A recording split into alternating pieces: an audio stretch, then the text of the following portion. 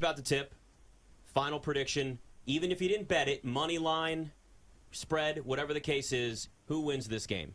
So I think Denver wins, and Right. I would probably take them 8.5. But as you Okay. guys know, Miami first quarter money line and plus 3.5 is my favorite bet. That's what I like. I've got Miami plus 8.5. I've got Miami money line. I'm not predicting Miami to win, but I do like the value at plus 300. I think Denver continues their streak at home, but man, plus 280 or whatever it is for Miami to get the win. They've beaten every single team in game one so far, so why do I think it's going to stop now? I can't. I have to continue to allow the value to guide me. So that's where I'm at. I'm with you on the first quarter. I was lucky enough to get Miami plus 2.5. So I have that, and fourth quarter under 53.5 points. I think things start to slow down. There will be a factor, at least in game one, of guys getting a little bit tired. It is a fact. Everybody has talked about it, but we don't need to talk about it anymore. So it came out a little bit before the show, that Joe Mazzulla is going to be back in Boston, which should surprise nobody. Nope. Here's the thing. Trysta said something to me that I think is absolutely as accurate as it can be, and it was what I was thinking, and you just said it. Said they're going to be worse next year because they've lost now. Not only Joe Mazzulla staying, who it seems very, very clear that you don't have the confidence in those players, but they've lost a massive amount of assistants. And with Nick Nurse off the market, that was the guy I said, fire Mazzulla and get Nick Nurse. I am really getting to the point where I'm looking at this Celtics team for next year and going, maybe they're fourth or fifth in the Eastern Conference. They may make one of the biggest drops out of all the teams in the top four. Everybody said, oh, Joe Mazzulla deserves all this credit, and he's a Coach of the Year candidate because he came in a week before camp and took over this team. In my opinion, it's actually the opposite. Like, you came in a week before camp. Everything was already instrumented. Like, the system was all set up for you. The assistant coaches were still the same outside of Will Hardy, who became the Utah Jazz head coach. They were already running practices. Like, everything was set. You got Malcolm Brogdon. You were already on the bench last year. All you need to do is just continue to keep the culture the way that it was, as close as you possibly can. Now you lose every single assistant that was under Ime Udoka. Some of them stayed throughout this year. Damon Stoudemire left for Georgia Tech in the middle of the year. He supposedly was the main guy to communicate with players, and now he was gone middle of the year. Now Aaron Miles leaves, another key assistant from Ime Udoka, who's a good friend of his. And now there's reports also that sort of created a divide between Joe Mazzulla, who wasn't even, which is one of the funniest actual, like, shady things to call someone, which is a, what do they call him? Not even a front row assistant. Like, you're a second row assistant.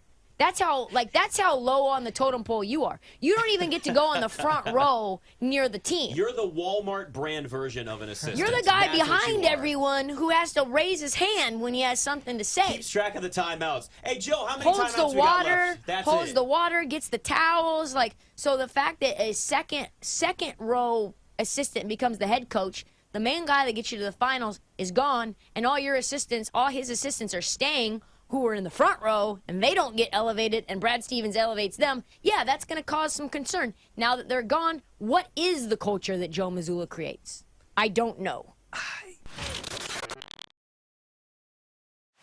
I think it can, maybe not to this level, but you look at the players that they've accumulated. You know, they went big a couple years ago in getting Marcus Semien and also Corey Seager in free agency, and now both of those guys are playing healthy at the top of their games. And you get the Nate Lowe's and the Jonah Himes and the Adolis Garcias that are coming along and getting better and better and better. Yes, this is a definite offensive juggernaut right now, and I think that they can continue. I think what's key for the Rangers, though, is can they get the pitching? Can Jacob deGrom come in and be the ace that they paid him this offseason to be? If so, this team can be the complete package, and Houston's dominance in the AL West could be in trouble. Absolutely, though, from a good standpoint, the Arizona Diamondbacks. I mean, this is a team that, kind of an afterthought in the National League West. And that's putting it mildly, because the Dodgers and the Padres, that was supposed to be the race in the West. And all of a sudden, where do these Diamondbacks come from? I'll tell you, the Diamondbacks remind me of the Braves from a couple of years ago, to where, a lot of young talent just sort of rising to the top, maybe a year early than a lot of people expected. But you get a guy like Corbin Carroll, who's just torn up the minor leagues, comes in as a rookie and is going like gangbusters and leading this team, essentially their best player. But they've got so many that are contributing, and here they are challenging the Dodgers in the National League West for first place. And the pitching has been excellent. Zach Gallen has been a Cy Young contender in his own right. And so I think the Diamondbacks, because people were focused on the other two heavyweights in that division, they've kind of snuck up, but they've been good, kind of like the proverbial snake in the grass, just waiting to come and strike. They've done so right now. Yeah, it seems like an insult, right, to Patrick Ewing, but people have talked like Ewing theory with Herro and basically how he's not playing. But I think that if you're Miami, and Spo's a great coach, so I think that he would use him as well as he could, right? But I think the best way to use Herro would be off the bench, spark plug, maybe 20 minutes a game, instead of that like Duncan Robinson role, or, instead of maybe some Kevin Love minutes. That's maybe how you use him. But I think that you're right in your inclination. You say, as a Heat fan, I don't know if I want him back, because the defense is bad. We know it's bad, but we do need him as like a scorer, because I think you just can't expect Caleb Martin to keep doing what he's doing. As good as he's been, like, maybe this is the emergence of a new star, but over the course of the whole season, this is not who he is. Like, we don't know if he's going to continue to do that. So maybe you really do need Herro for the offensive output that Martin did in the Eastern Conference Finals. So I think you're spot on with that, right? So my cap on Jimmy is that I think that he's going to be a facilitator in this series. So one of my favorite bets was like an exotic, and it was basically for Jokic to outscore Butler in every game of the series. And that's at about 20-1. So I think there's a little bit of value there. But I do think that Jimmy's assists over the course of the entire series have some value, and even him as the assist leader, which sounds crazy when you have Jokic on the other side, right? But I think that Miami may allow Jokic to be a little bit more of a scorer and just say, like, look, we'll live with it. We'll try to stop Murray.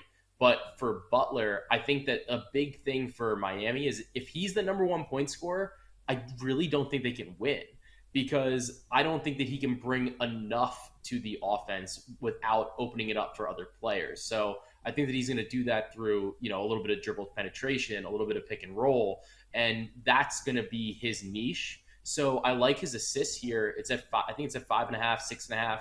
I think that's playable, but I don't know if I played in game one, because I'm very concerned about a blowout based on the rest and some of the other advantages that I talked about for the Nuggets previously. It's probably a look that I'm going to look at in game two, but I definitely am not looking at him from a points perspective in this series.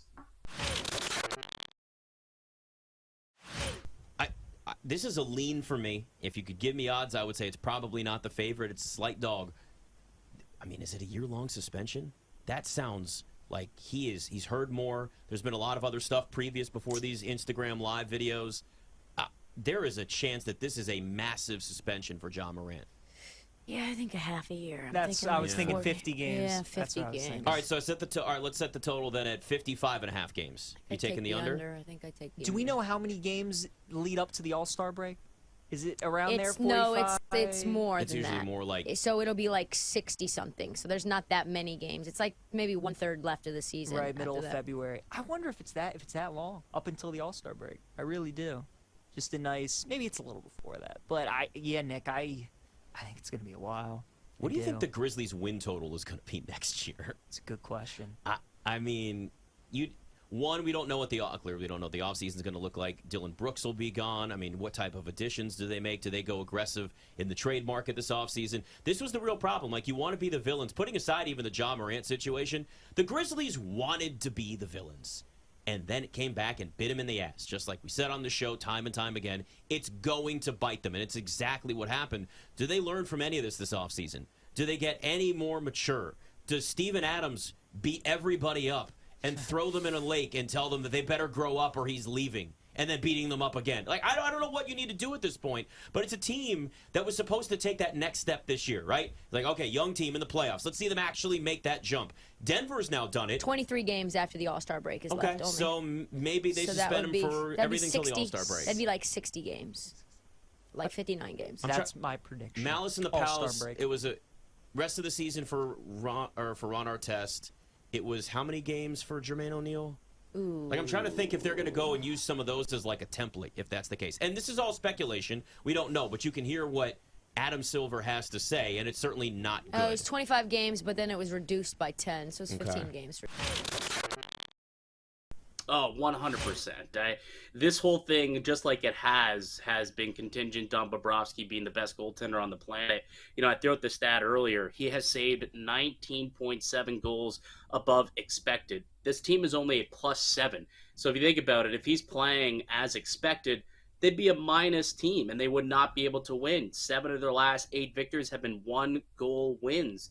I mean, if he's not standing on top of his head night in, night out, playing the way that he is, there's a good chance that they're not here.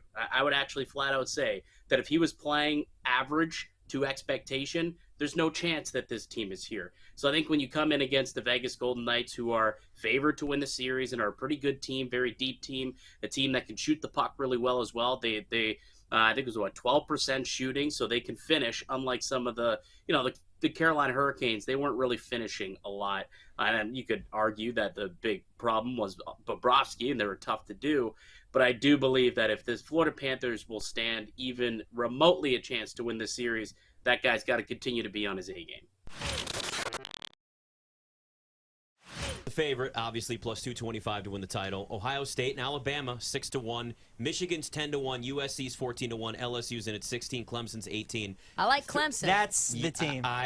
People are loving Clemson, and I can't go against it. Is a ridiculous price. Cade Klubnik season. Guys, the ACC's going to suck, too. It's going to, and their schedule, Clemson's 3 hardest games are at home this season. Drake May and UNC, Notre Dame, Florida State, all at home. Their toughest road game is at South Carolina, who beat them last year. You think Dabo's going to let them beat them again? No chance. I love Clemson at 18-1. Fantastic price.